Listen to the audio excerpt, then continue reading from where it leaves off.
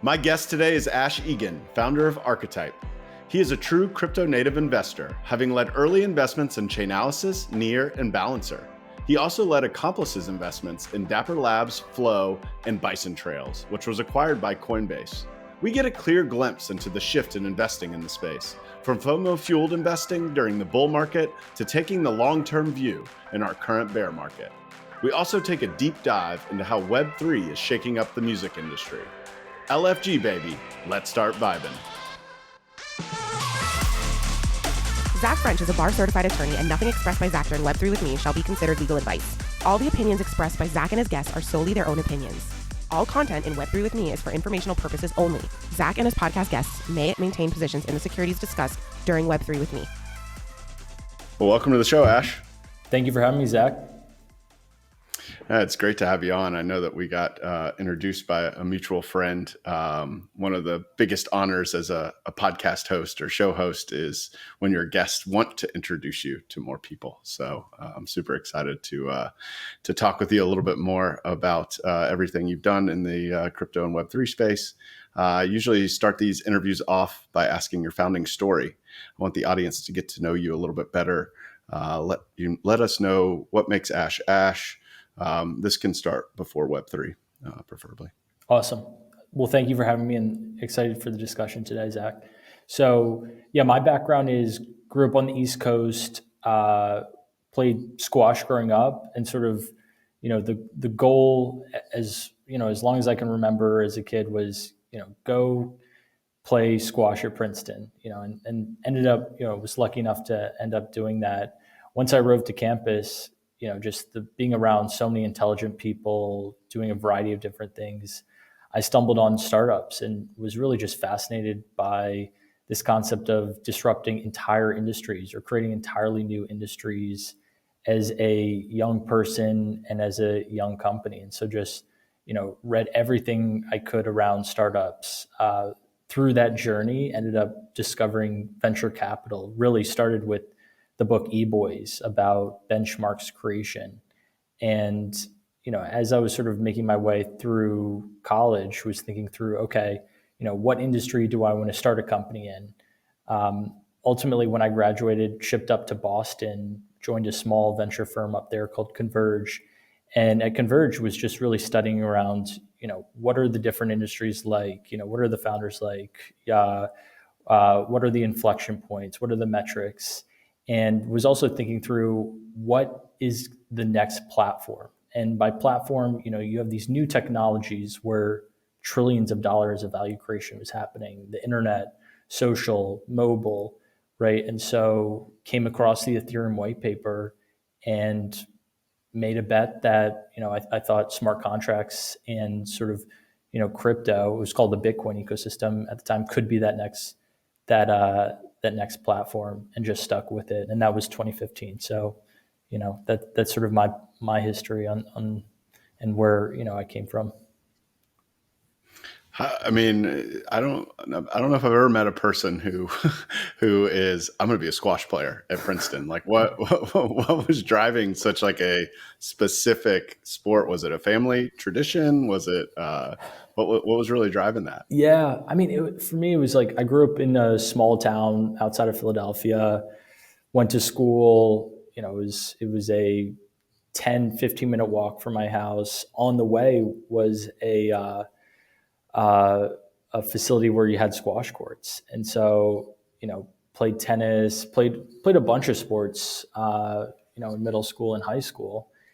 But it was really, that was sort of a big part of my identity, my arena, a place where I could compete. And so it was really starting in fourth grade where I was competitive. I was like a 10-year-old going around to these different tournaments around the country, internationally. That's awesome. And I'm lucky in that you learn, I think, a ton of different principles and just ways to conduct business as an athlete, respecting others and just a commitment to hard work and whatnot. But I was not exposed to, a lot of the things that if you grow up in Silicon Valley, or if you grow up in Boston, or if you grow up in sort of like these tech hubs, you might be exposed to as a young person.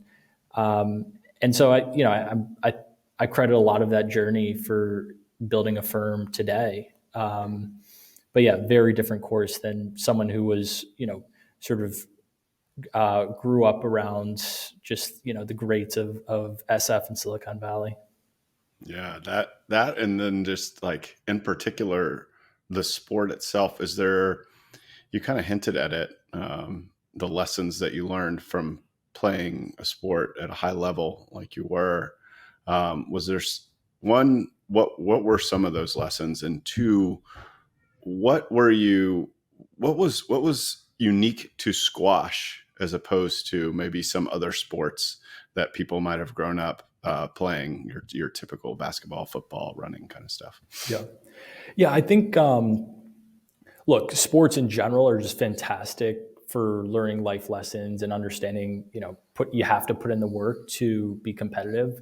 But I think as it relates to squash, right, just the strategy component, right, it's almost like a chess on with your legs and with your racket. And then also just the individual component of squash where you're playing one other person, but as a team you're competing, right? And it's in college it was sort of 9 players in the lineup, and so you were pushing for a collective outcome and result, but you also had to do your job and get it done. And so I think even as I build out a firm, just thinking through that, right, like in your own respective role, you want to execute on that, but then you also want to be helping to coach the team towards that greater goal and sort of having that collective mind share. So look, again, I think it instilled a ton of fantastic lessons that I still carry to this day. Yeah, I think when you start to talk about understanding the role of the individual, along with the role that individual plays in furthering the collective, I can't help but I mean, a little bit of a confirmation bias, but I think about the space, right, and the empowerment of that individual, but also understanding that as a whole, we now have like a level of ownership and autonomy in this space that has never been possible before. And I think early on, the individual shined, right? The individual traders, the speculators and all that. But what we're seeing as things have cooled off a little bit, you're starting to see an interest again in how do we make the collective better with the technology? I think that's spot on. I think just looking at recent news and what a lot of folks got excited about with FTX and sort of SBF was the articulation or pursuit to build this super app, right? It's so hard to do everything extremely well. And, I think obviously news and all this stuff is still coming out, but, he did not execute on that, right? And it's so hard for one company or one protocol to execute on everything that's happening in the industry. There's so many different things that are happening in this ecosystem. And so, I think you have to focus on what you can control. And, just as a company, as a firm, it's so much easier to do these things as a collective versus trying to do it yourself. There's just too much competition nowadays to try to compete on a global scale as an individual. Yeah, it's interesting as I think about, the way that a protocol runs now. Like if you're running off of, smart contracts, like you have to be very specific in what happens, right? There's got to be a very clear lineage of if this, then this. I know it gets more complicated than that, but you almost have to focus on a niche and slowly build out. So it kind of lends itself to finding these certain, niches within Web3, within the blockchain community, within crypto. I guess, fast forwarding a little bit, you were working at a venture firm. When did you first raise your own fund? Yeah, I thought about it over the years, but for me, the timing felt right. End of 2020 is when I started thinking through it. A lot of these crypto funds had grown massive and really treated early stage investing as an afterthought. And so I just saw it as an opportunity to build something at its core, taking founders from 0 to 1. So ended up raising Fund 1 in early 2021, and was in New York at the time. It was middle of COVID, so raised the whole fund over Zoom, which was an interesting experience. A lot of Zoom marathons, but grateful to have some fantastic long-term oriented LPs and partners. Yeah, so you raised early 2021. I guess for context for the audience, we're talking NFTs are really starting to take off, right? That is a use case. This, January is when Beeple's, 5,000 days sold for $69 million. That's when the craze starts. That's actually when I was introduced to the space. I was getting into fine art, physical art, and was lucky enough to be introduced to NFTs in around February of that time. And it was really starting to boom, I guess. When you went to these LPs, were these LPs that were familiar with the crypto space? Were these LPs you had worked with at other firms? Like, how were you kind of pitching the fund? What was your big thesis then in order to bring some of these people on board?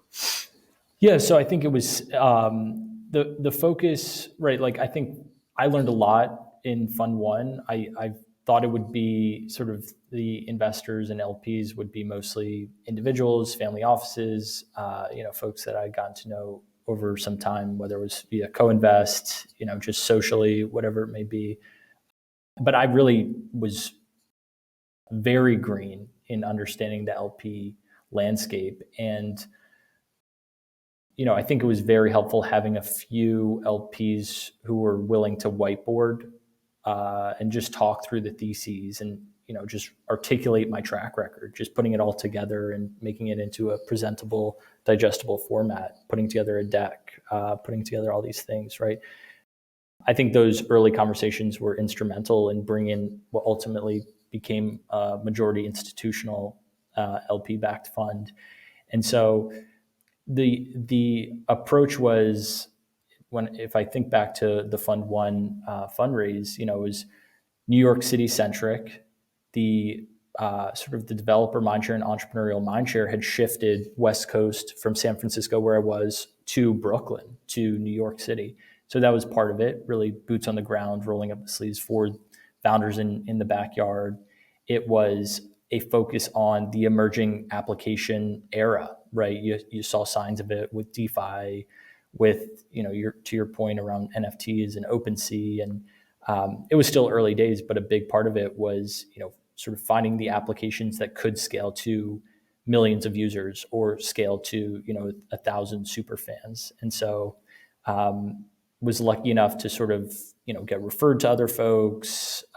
Maybe it was some of these LPs got to know as they had backed other VCs in this space, and I'd led rounds in prior years or whatever it may be, but really took my time to launching Archetype. Had thought about doing it in 2017, 2018, and always wanted to build something, but I think it was important just to learn off of someone else's dime and learn at Accomplice, learn at Consensus, learn at Converge before ultimately rolling up the sleeves and building out my own firm. That's interesting. So let's talk about how it's changed. There's a lot that goes on. One of the most common things that comes up on my show is, Web3 time or crypto time, and how, that 2 years, approximately 2 years since the beginning of 2021, so much has happened. How has your mindset, your thesis, your funds changed in terms of what they're investing in from that time to where we are now? Yeah. So I think broad stroke thesis, continuing to focus on the applications and sort of the infrastructure, middleware tooling that will allow for those applications. That continues to be the focus. I think the environment in 2021 was absolutely bonkers. It was the crypto funds, it was the Web2 funds, it was the fintechs, it was sort of everyone wanted a piece of crypto, and it became just it got really out of hand. We stayed very focused on stage and finding founders before they went out to market and raise, large rounds and things like that. I think what we saw quickly is, the founders that we backed were getting preempted and, sort of we're getting interest to raise much larger rounds. And so, I think that was exciting to see, but just from investing in the space for 8 years now, had not seen that kind of craze at any point in prior years. So, I think that was just, if things are starting to work, you got to be really thoughtful as a founder around, do I go for that growth round? And, maybe the stage of the business or protocol is not there, but, there are trade-offs to it. And so, yeah, I think today, look, a lot of that excitement and FOMO investing has dissipated. And this is very akin to 2018, where, a lot of the even crypto native firms were sitting on their hands and sort of, taking their time in deploying. And so, I think today you have a significant amount more in dry powder, but it's very similar to 2018 in terms of just, it was so crazy in 2017 and things came back down to reality. And I think, this year, next year, or the next few years, there's going to be some absolutely incredible protocols and companies get built. And it's really going to come from the folks that take that long-term view and really want to build new categories or just completely disrupt existing categories. Yeah, what is kind of your philosophy on taking tokens as an investment as opposed to equity? Have you shifted that? Has that ever been a consideration for you? Have you always been all equity? What does that look like for? Have always done both. I think in years past, there were a number of crypto venture funds, or maybe they're structured as hedge funds, that only wanted tokens. And so, look, I think if you are operating in a highly compliant, regulated area where, you're a crypto company, but you're interacting with banks and things like that, it probably makes sense to be a pure equity sort of infrastructure play.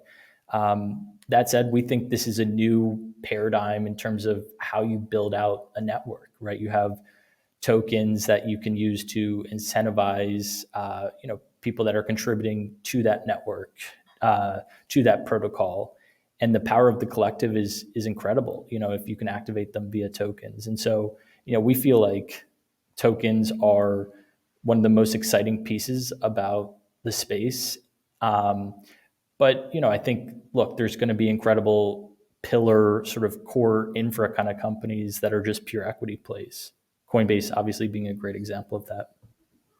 Gotcha. Yeah, it's interesting. I mean, I can always draw back to an interview with Kyle Soleimani at Multicoin, talking about how if there is a physical product, then there needs to be equity. Was like the basic understanding. But it sounds like you take that a step further and you say, if it's infrastructure and maybe not a consumer product, right? Is that how would you categorize, I guess, outside of infrastructure versus infrastructure?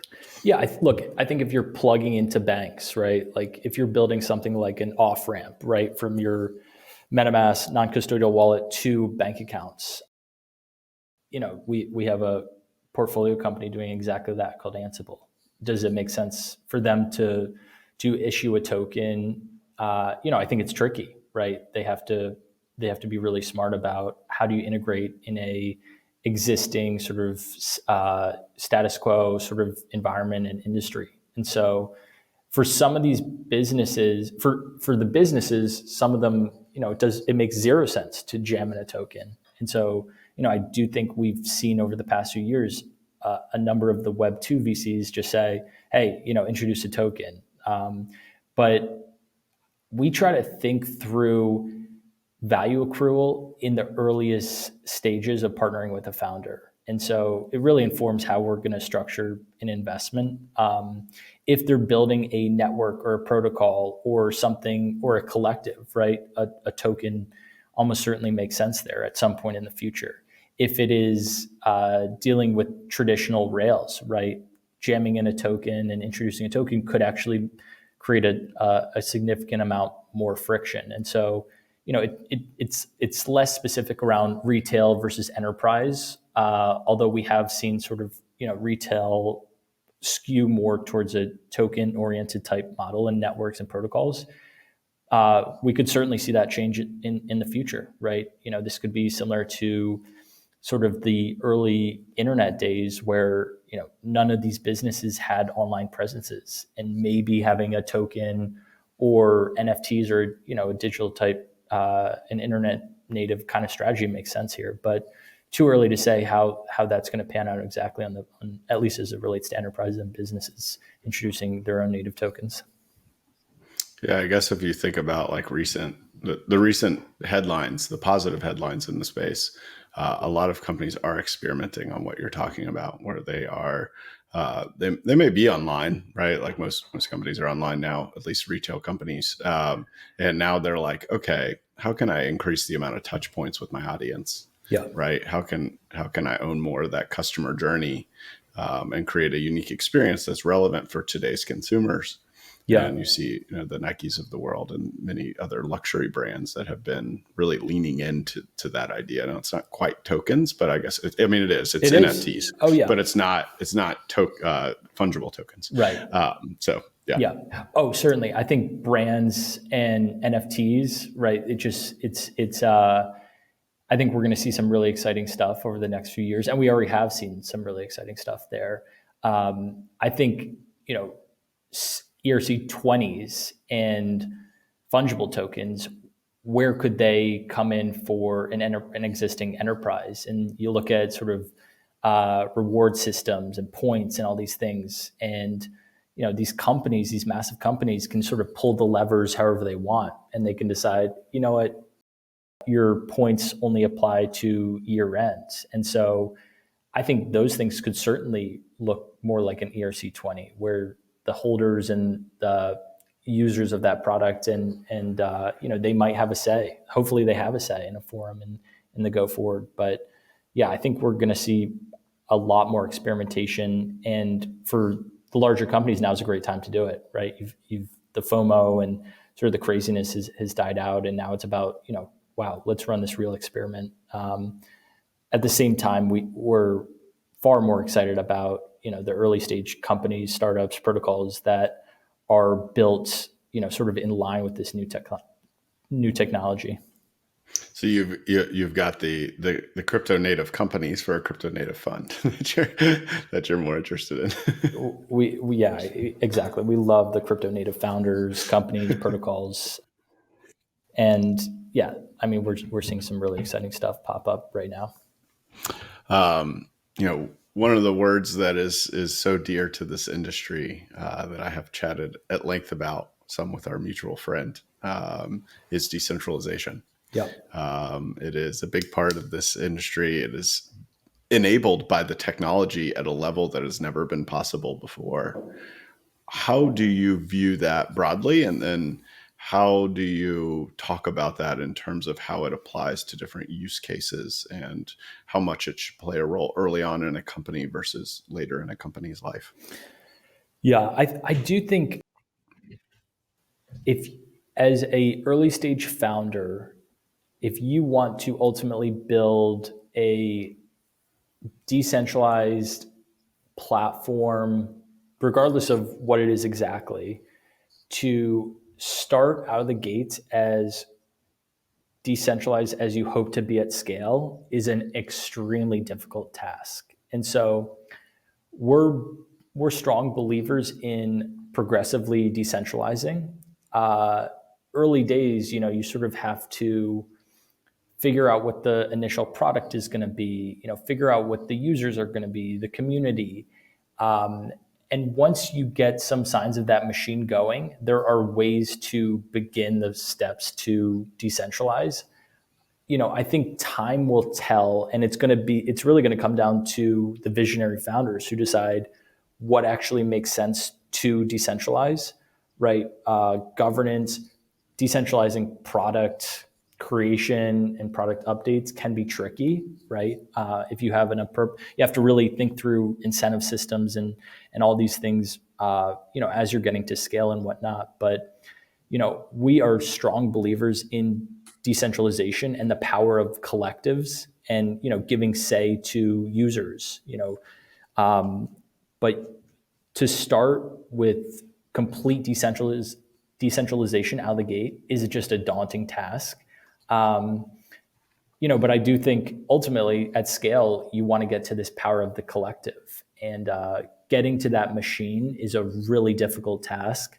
I would almost argue Ethereum, of course, Bitcoin has to be included in this conversation. But if you think around things beyond Bitcoin, Ethereum and Bitcoin might be the only two that have really figured out a path to sufficient decentralization. It's a 5, 10, 15, 20-year kind of journey. And this technology is quite new. So, and you got to have mass adoption. What's the point of decentralizing if it's a couple thousand people, right? Yeah. You really need network effects there to capitalize on it in a way.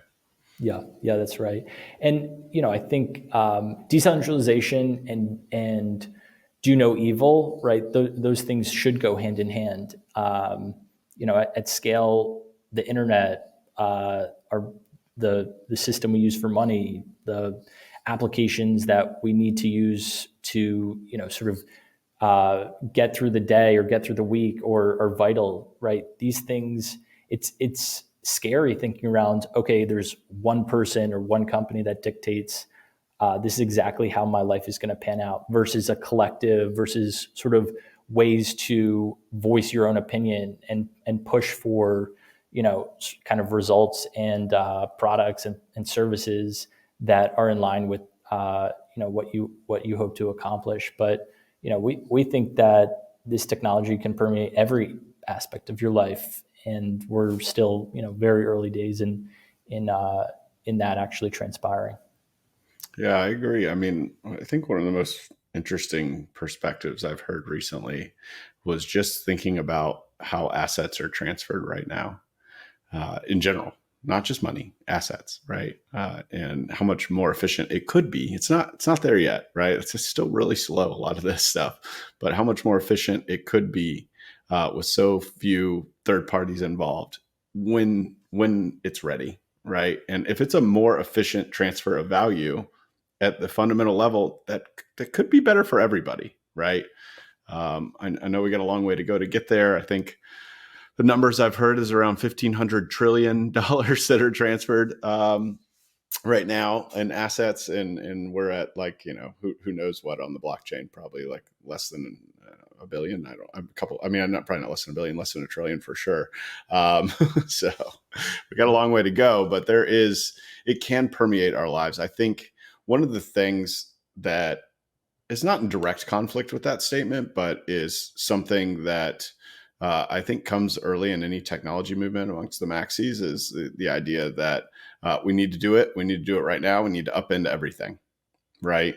And what that has led to is, in my opinion, a massive issue with the perception of the space. It's led to people thinking that it's unrealistic. It's led to multiple debates with very smart people trying to go over use cases where they're just kind of rubbing their head in the sand, right? And it's also led to the way that it being described sticking to this super technical kind of approach to it.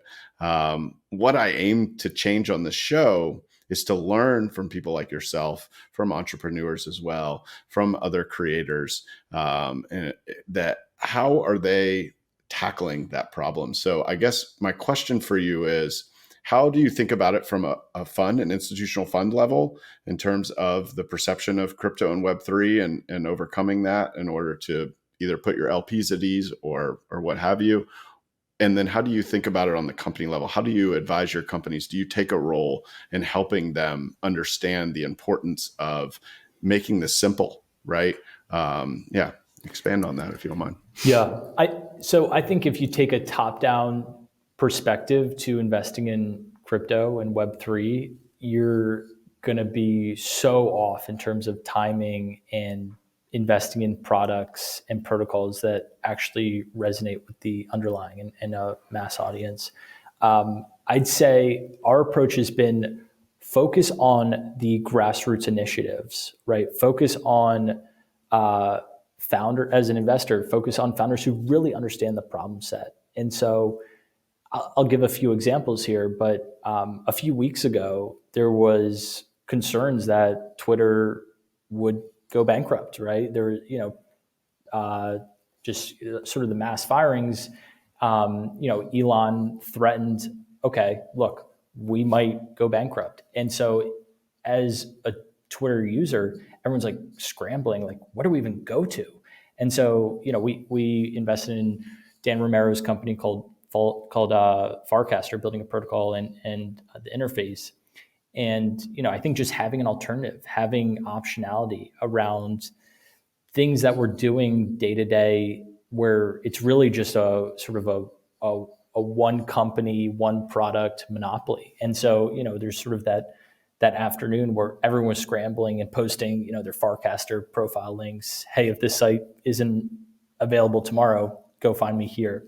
So I think, as a investor, identifying and helping to support founders who really understand the grassroots, understand the problem set, understand that it doesn't have to be the Web3 alternative is likely going to look extremely different from the existing Web2 offering. But I think just building for optionality, right?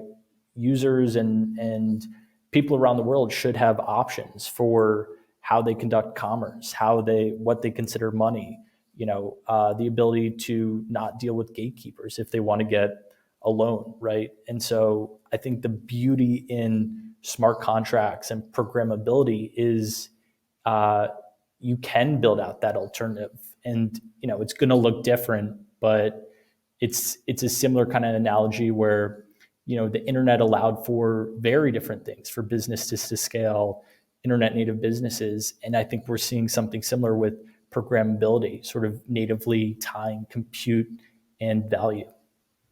That's awesome. So are you a Farcaster user? Of course. Yeah, of course. Yeah. It's a great product. Like, there have been attempts over prior years. Like, it's an absolutely incredible product. Yeah, it's familiar, I have to say, having used it a little bit, right? Casting instead of tweeting, it's recasting.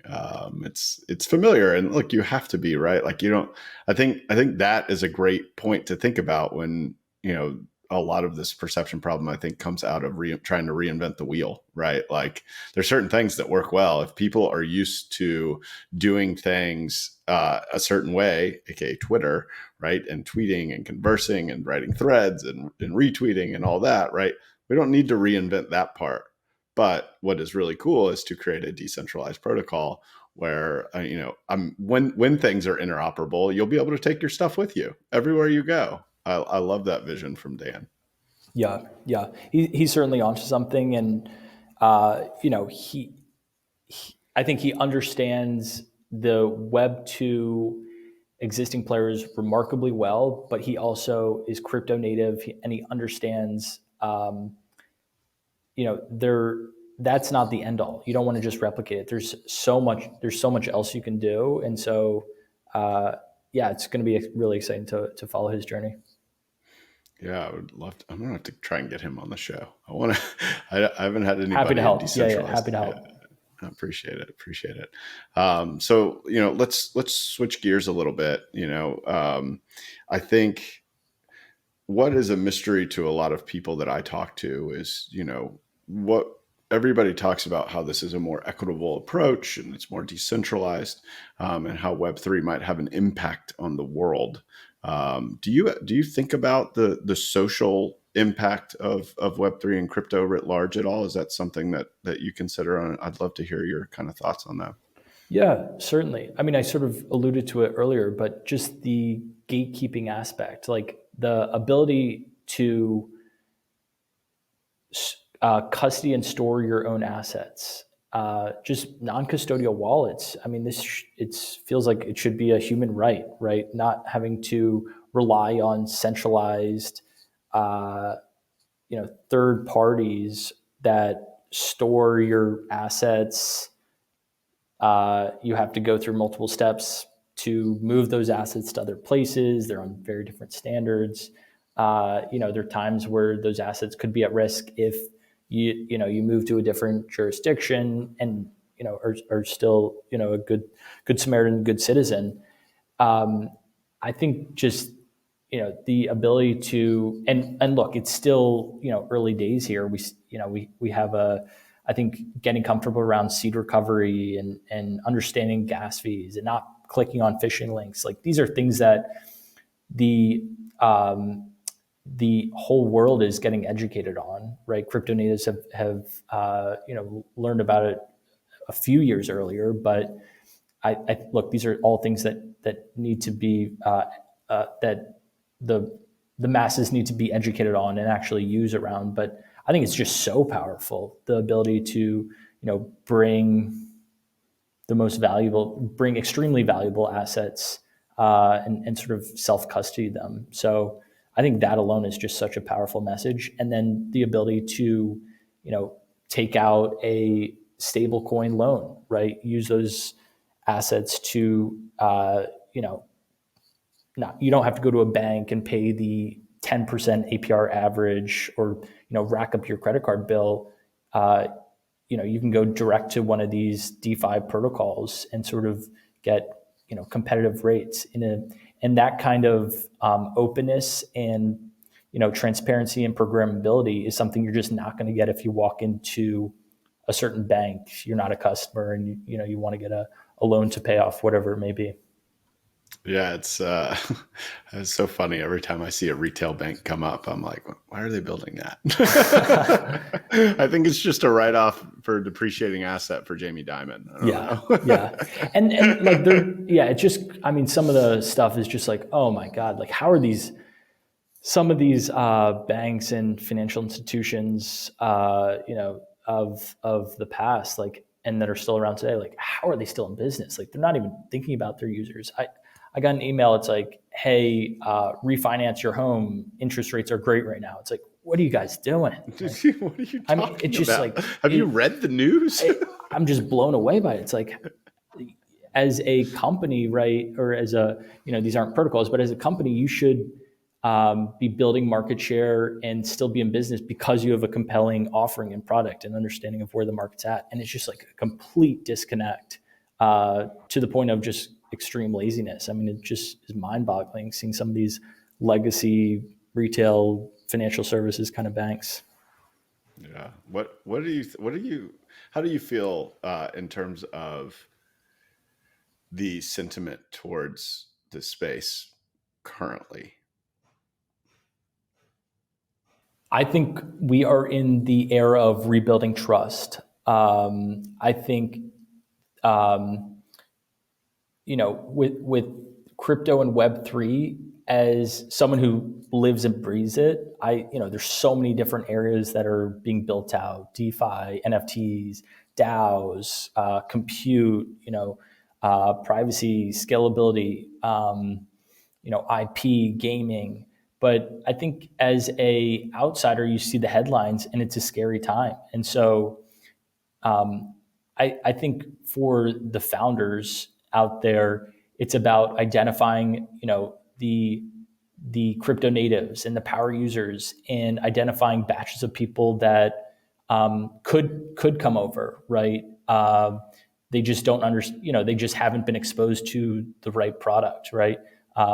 I think right now we're seeing some absolutely fascinating things happening with music NFTs. It feels like we're approaching or at a inflection point within music NFTs. And this is, I think existing musicians, Web3 musicians, collectors, sort of the incumbent stack within music is all paying attention to this. And so over time, it's not, it's sort of you don't just view all the software and applications as the internet, right? Now we have SaaS and, a variety of different ways to sort of cut up the internet market. But I think it's going to be, we're going to see something similar with crypto.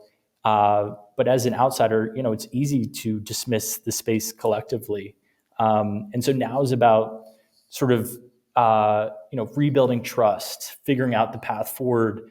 I think with the whole FTX shenanigans, like it's our job as a crypto industry to educate, this was not happening on chain, right? This was a centralized, almost piggy bank for SPF. And so, I think it's important to highlight and educate the broader public. But I'm optimistic. It's going to be a journey from here.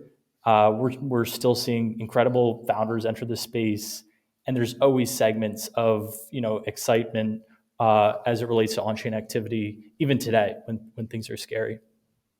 Yeah, I think what I hear when you say that is the way we build trust is by meeting people where they are, and people don't wake up in the morning, they're like, I'm going to go internet today.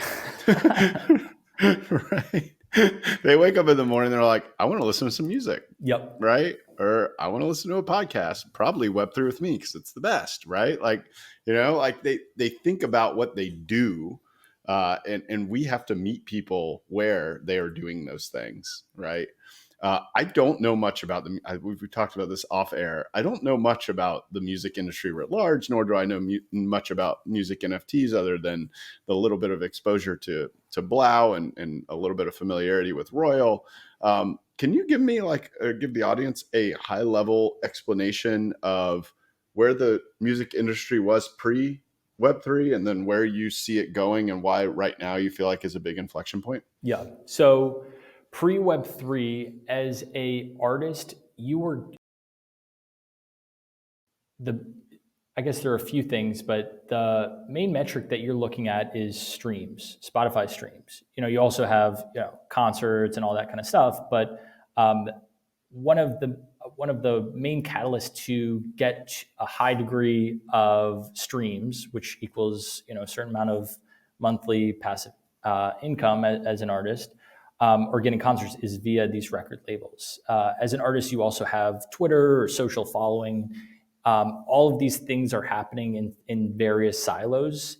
And, you're also another piece of the record labels and sort of partnering with a third party like that is to get an upfront, amount of capital that, you can use to hire other people, to actually travel, whatever it may be.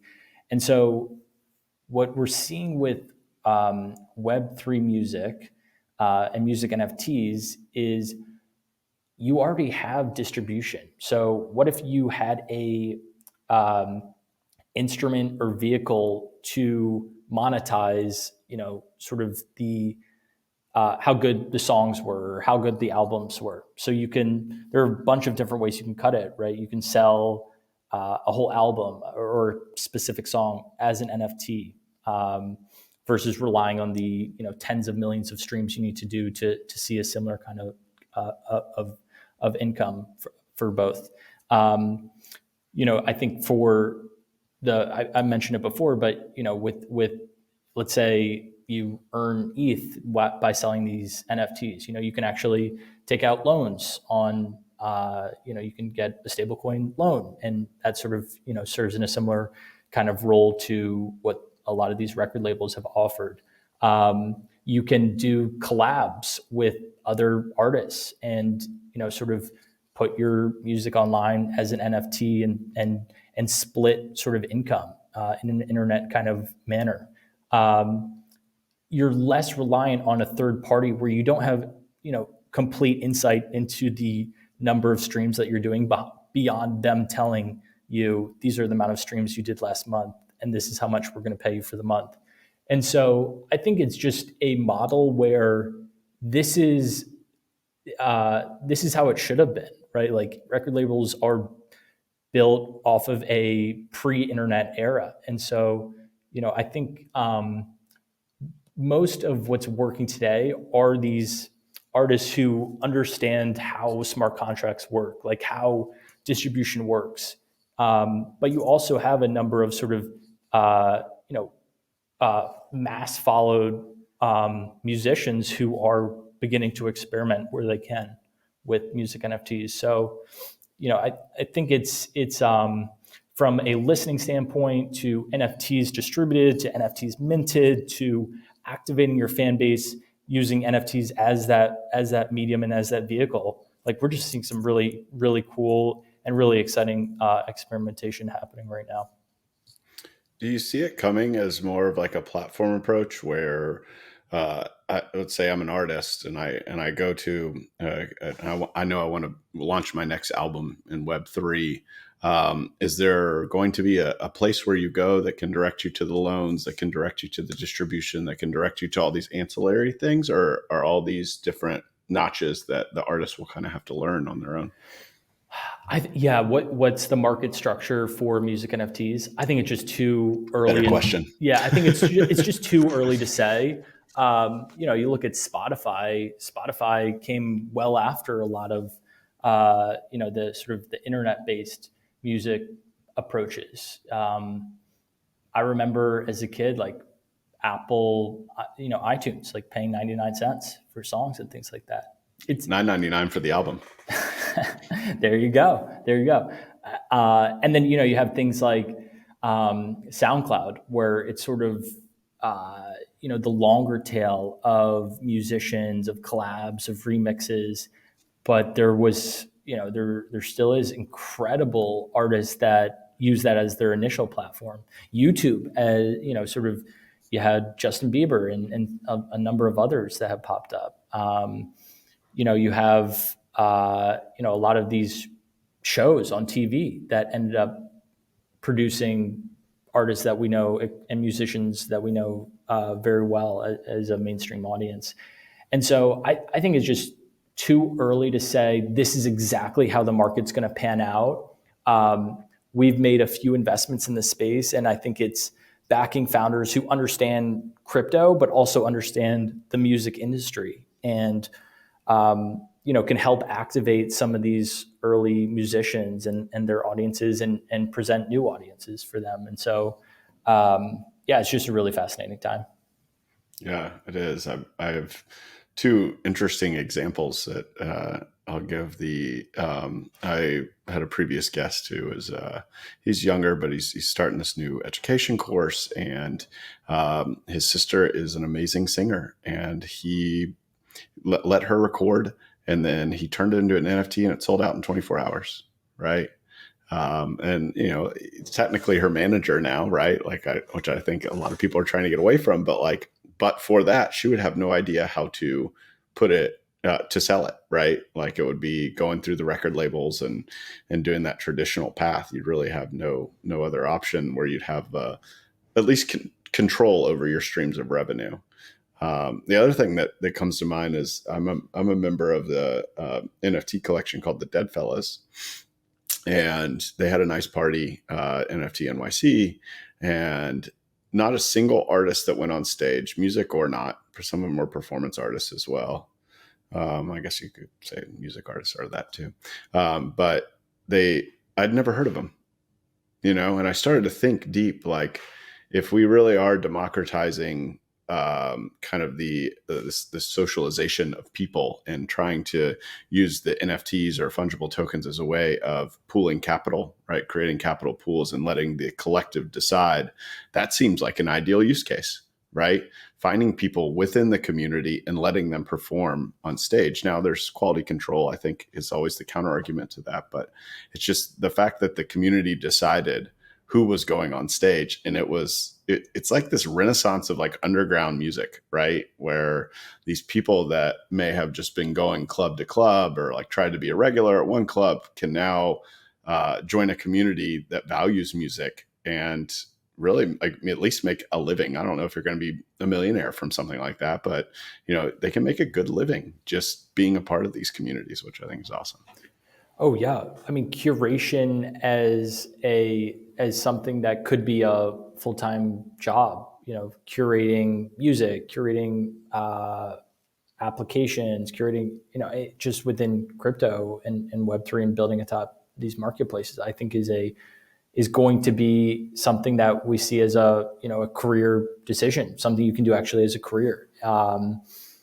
And I think also just the beauty of the open, transparent, public pieces of Ethereum and Web3 in general. Like, this is going to allow for more unique taste, more opinions, more ways of saying, that's cool. Like, I think these things are unlocked versus like top 40, these are the artists. They, it's society is telling you these are the, musicians or the whatever it may be that, you as a mainstream consumer should be paying attention to it and should be consuming. So yeah, I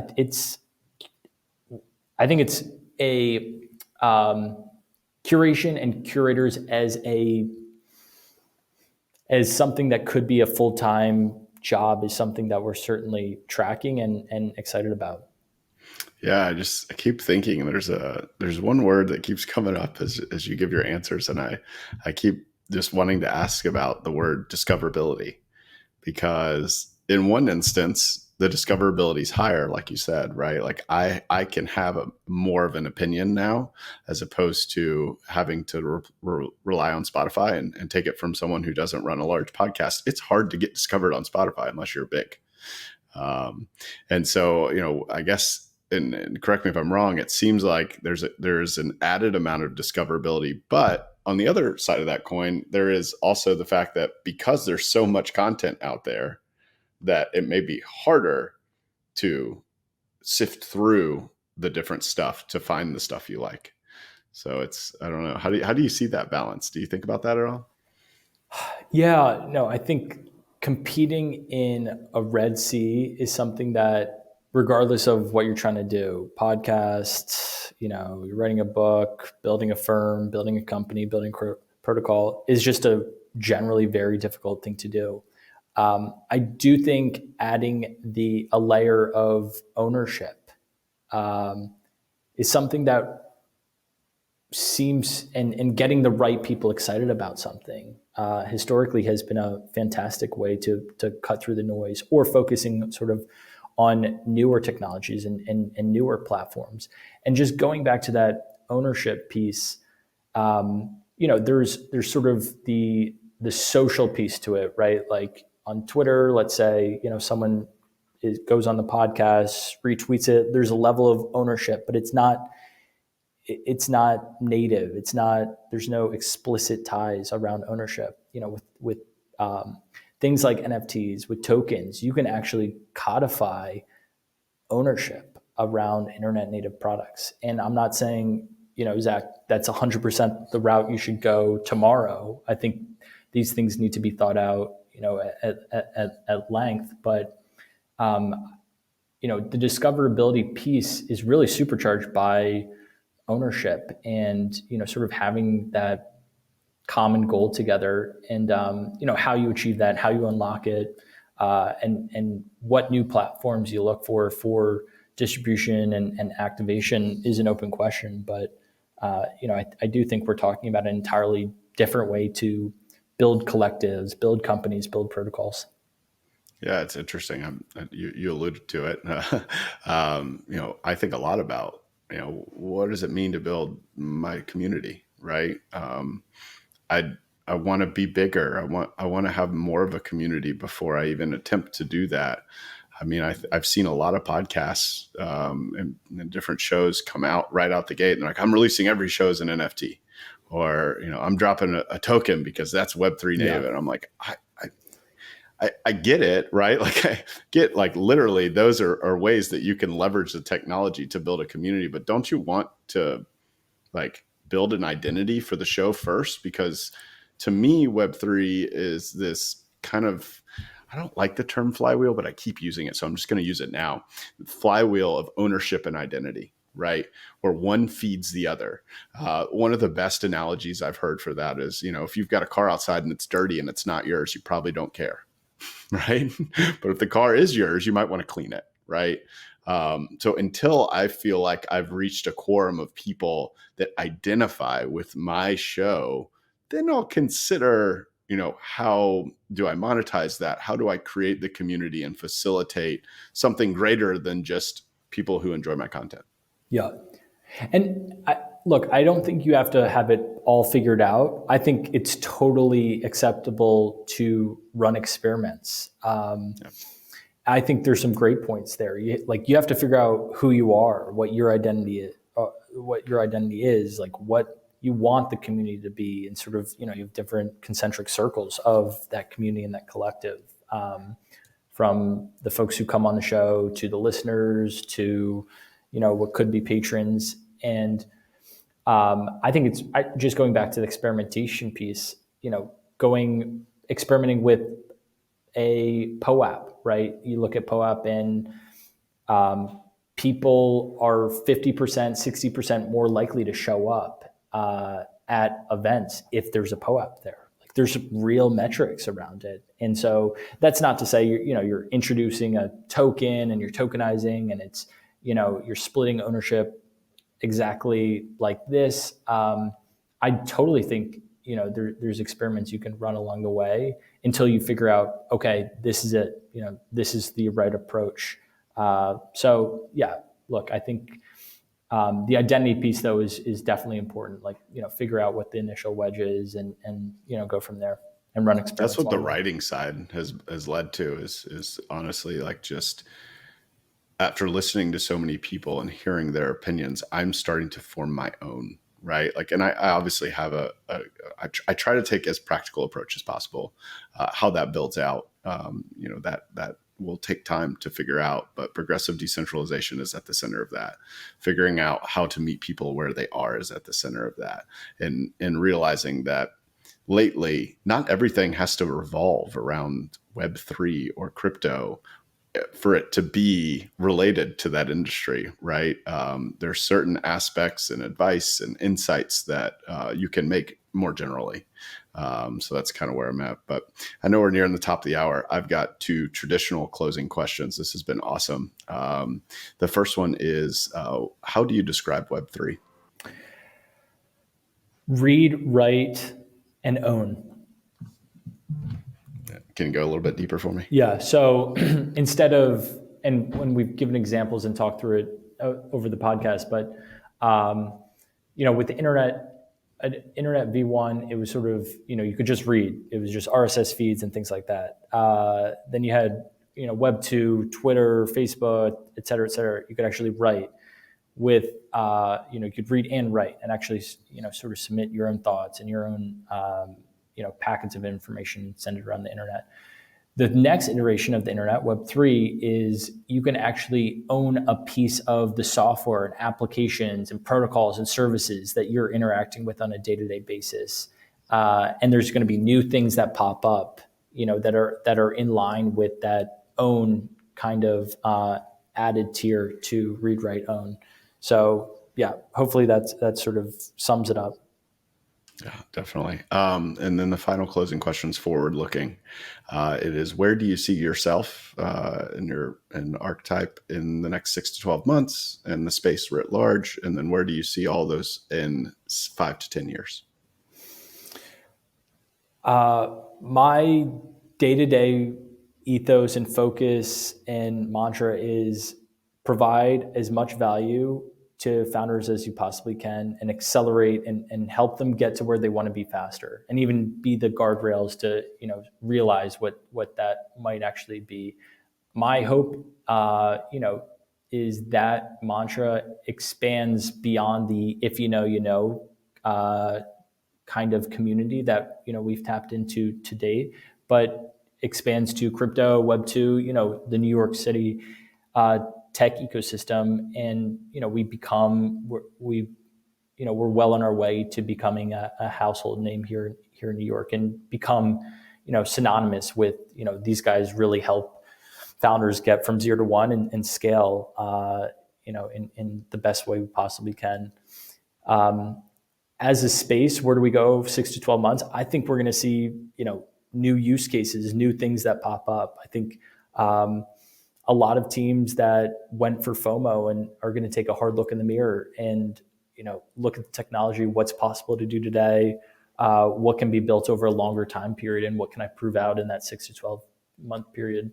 And then, 5 to 10 years, we've talked about it over the show, but crypto is it's going to be like talking about the internet, right? You're going to have so many different pockets of crypto.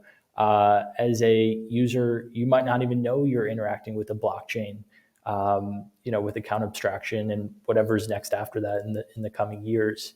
So, I think just from a potential of what crypto could be, we're talking about, parallels to the internet. And so I hope we see emerging and, hopefully granular signs of crypto getting to that point in the 5-year, 10-year timeframe. And we're certainly on our way. So we'll see. We'll have to timestamp it.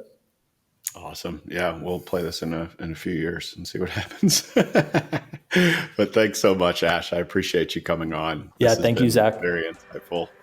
And yeah, man, take it easy. Yep. Thank you. Thanks for tuning in to Web3 with me. If you enjoyed the show and want to help us grow, please hit the subscribe button on YouTube or leave us a review on Apple Podcasts or Spotify. If you want to connect with me personally, you can find me on Twitter @Zach_French_.